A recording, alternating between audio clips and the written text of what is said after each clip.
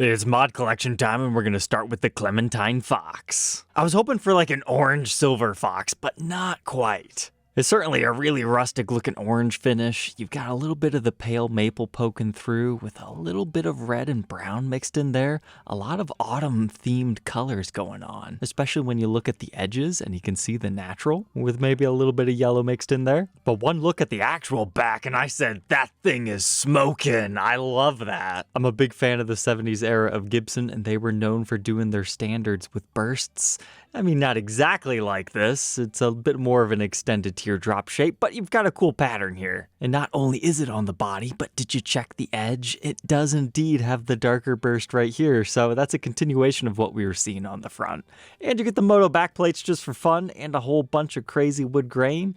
That nearly looks like a one-piece body. And hey, editor Trogly here. I just realized it has a giant A on the back. Perfect if your name starts with that, or you want to get your kid something special for getting an A on his really hard exam. Was there anything else going on here? Yes. To say the least. We've got an entirely blacked out headstock, but they gave it a yellowish green Gibson logo, and that's done by tinting the clear coat. But check out the edges. It looks like we're gonna have a burst pattern there. And then, oh wow, that's completely different back here. So rather than a small circular burst, they just decided to give you the whole plane being that color, and then they sprayed that up here red. I like it, Mod Collection guys. You did something cool here. Also threw on the black Clusen tuner tips just for fun. Very fitting for spooky month. And that's why it sold. The next one bears the name Fairway Green. I would have called it Swamp Gas Marsh or the Witch's Cauldron, because that's a very slime-tastic, ghostly, ghastly green hue with maybe just a little bit of red built in there. And it's not the craziest flame top we've ever seen, but it works with this style finish. But did you notice chrome hardware on it? I would have never guessed that they were just going to go for the cherry back on this thing. And once again, moto back plates. And from our full body shots, doesn't look like they did anything else too crazy here. But we do have DS serial 325. Then we had a standard 50s on Drizzly Sky. Certainly a lot more tame than some of these other offerings. It's a very faded and dull gray with maybe a little bit of purple mixed in there. But don't count this one out just yet. Do you see those pickups? Those are Dirty Fingers Plus. So even though it might be a more tame looking one, it's going to be quite ferocious. I'm really appreciating the symmetry of the really pale fretboard with the pale back. It appears it's got a gloss top with a satin back inside, and the rest of the guitar follows that same format with a nice mother of pearl Gibson logo.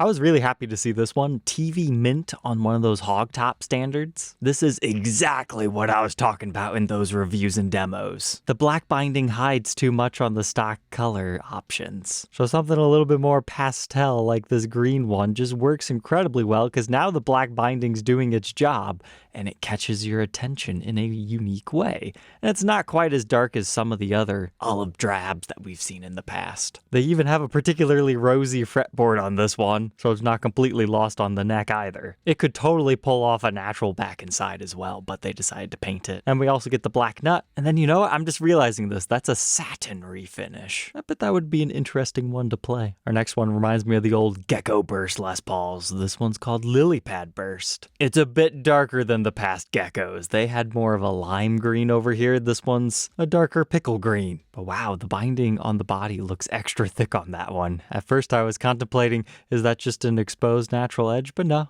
It's a full-on 50s Les Paul standard, just without the pick guard. And now we got these new black plastics. But the satin refinish is complemented with a natural back. It also appears to be satin, no crazy stingers. But they did make our headstock a little bit more naked over here without the Les Paul model silkscreen, and check it. Those aren't regular Grovers, them are lock-in. This one I think people could get excited for, the Mystic Shapeshifter. It's labeled as a regular SG standard. However, check it out. It's got the black binding, so this is one of the Guitar Center exclusive SG Darks that's been modified. But I've got to say, those blacked out inlays work incredibly well with this new hue. Judging on these photos, it looks like we have a flip-flop between a dark green and maybe a purplish hue. That thing would be quite sweet in person, would be my guess. You can really see the color shift effect right here on the neck, how it's purple here, green there. Man, I probably should have considered picking that thing up to document. Maybe it's just like the Cosmic Stews. That's about $1,000 premium though, so it must be fantastic in the flesh. But I'm curious, do we have the matching headstock? I mean, we got it on the back. I can't quite tell if that's green here, or am I just seeing the purple along the edge?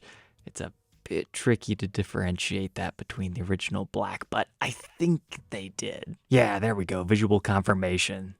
Let's see, did it go? Sure enough. Then we also had an 80s Flying V tonight. It's a metallic sapphire. $3,000, that's about a $500 premium if memory serves. It's just a nice straight up metallic blue. I would love to see a limited edition series of these, just do 200 of each. Do like a blue, a green, you know, all the colors from the 2013 M3 reissue series. I would love to see that become a limited edition. But you really have to look closely here. Do you guys think that's a pinstriped edge or is it just reflecting? Because I see a similar thing over here. I think it's just a reflective edge though. But oh man, that would have been a perfect matching headstock example. But at least the back's looking pretty sweet with that electric blue finish done up in gloss. But no such dice up here. Well, maybe not. It does say Twilight Blue Metallic Headstock Face. I certainly don't see it though. And usually when it's fancy like that, they'll show us another photo, because even on this one, super in there. All right, maybe I can't see it. It's just a dark black with the blue sparkles. We'll jump on over to the Gibson USA demo shop. Just like previous weeks, nothing. So my new theory is Gibson just got themselves a nice new fancy website. I think they're going to jump off of Reverb here. I mean, they already did that for the mod collection, and we can see how popular and fruitful that's been for them. So why not sell the blemished units on their own website rather than giving 5% to some other company just to list it? But hey, hold the phone. I don't remember that. I don't know if this was from this week or previous, but I missed it. But Prism Peach Top? That had to have been part of this week. It's got another one of those scorcher backs. I love it. Now, as far as the face, not as much. But to be fair, it actually appears to be a slightly transparent flame maple top with this slightly pinkish brown metallic top. So, I mean, it's okay. Looks like we got black chrome hardware. Not sure about the pickup covers though, but I can confirm that bridge. But yeah, it seems it's got the exact same thing going on its headstock with that whole wide burst going. And then it's production number 328-2? I'm not sure. But now we can visit our EU friend, starting with the Limonata SG61. Whew, that'll catch your attention on a summer's day. I would say that's actually very, very close to an actual lemon. Although, I would love this to just be a bright neon yellow too. But they omitted our pick guard, still left the tenon cover though.